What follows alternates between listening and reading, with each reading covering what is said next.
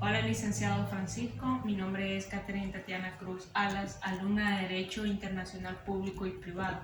En esta ocasión le voy a hablar sobre el tema de los derechos humanos de primera, segunda y tercera generación, que es algo amplio durante la historia, en el presente, pasado y futuro.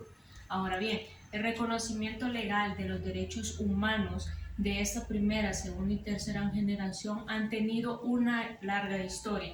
Algunos derechos han sido establecidos en diferentes leyes de las cartas magnas de los diferentes estados, y en nuestro país obviamente no es la excepción. Es por eso que se pueden clasificar estos en tres grupos, que es de la primera, segunda y tercera generación, como lo titula el tema. Estos se denominan así porque van con la larga historia determinando ciertos aspectos y ciertos derechos humanos de las personas.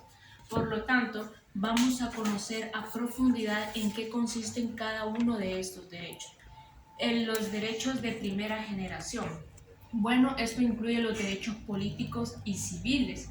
Estos derechos fueron los primeros en establecerse dentro del ámbito de estos en sí.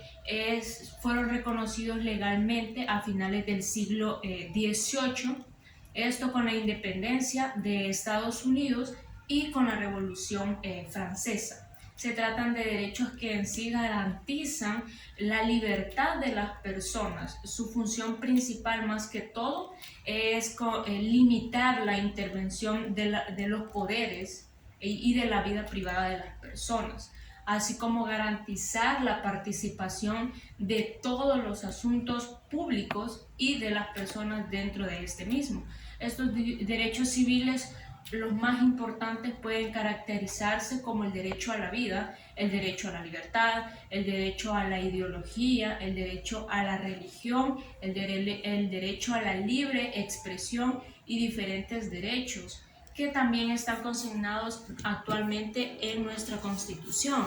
Dentro del artículo 1 y siguientes se pueden buscar y se pueden determinar. También está el derecho a la propiedad. Estos son algunos de los derechos importantes que están dentro de este grupo de la primera generación.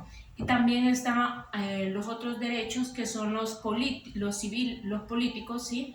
Que estos son el derecho al voto, el derecho a la huelga, el derecho a asociarse libremente para formar un partido político o de los sindicatos, y también están regulados en nuestra Carta Magna. También están regulados en diferentes leyes, como puede ser el derecho al trabajo o el derecho a la asociación de sindicatos. Lo encontramos pues obviamente en nuestro Código de Trabajo.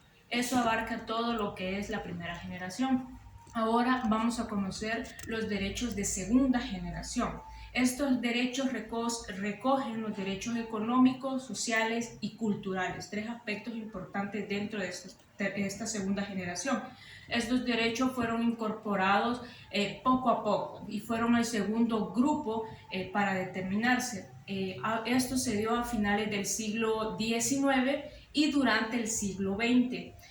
Tratan de fomentar la igualdad entre las personas en sí, ofreciendo a todos los mismos oportunidades para que puedan desarrollarse en una vida digna. Su función principal consiste en promover la acción del Estado para que éste garantice el acceso a todas las personas dentro del ámbito general. Uno de estos derechos fundamentales, dentro de los cuales se puede determinar, pueden ser están también consignados en nuestra Constitución, en diferentes leyes, en diferentes determinados reglamentos que van conociendo todo este tipo, como los dije, los culturales, los sociales. Y uno de estos derechos, o un ejemplo de estos de segunda generación, está la educación, la salud, el trabajo, la vivienda digna, que lo encontramos también regulados tanto en nuestra Constitución y otros reglamentos, como el derecho de familia, la ley de procedimientos de familia y otros aspectos que van también respaldando este tipo de derechos que están en la segunda generación. Y por último están los derechos de tercera generación. Estos derechos fueron incorporados a finales ya del siglo XX y a comienzos del siglo XXI. Estos pretenden fomentar la solidaridad entre los pueblos, entre las personas de todo el mundo.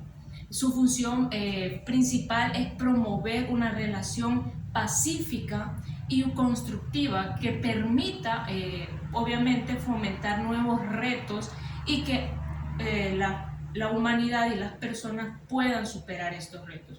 Un ejemplo de estos derechos de tercera generación puede ser el derecho al desarrollo, el derecho al medio ambiente limpio y otro de los derechos fundamentales que van encaminados a fomentar a todo el grupo en general. Estos también se pueden encontrar en nuestra Carta Magna y en diferentes leyes, tanto nacionales e internacionales.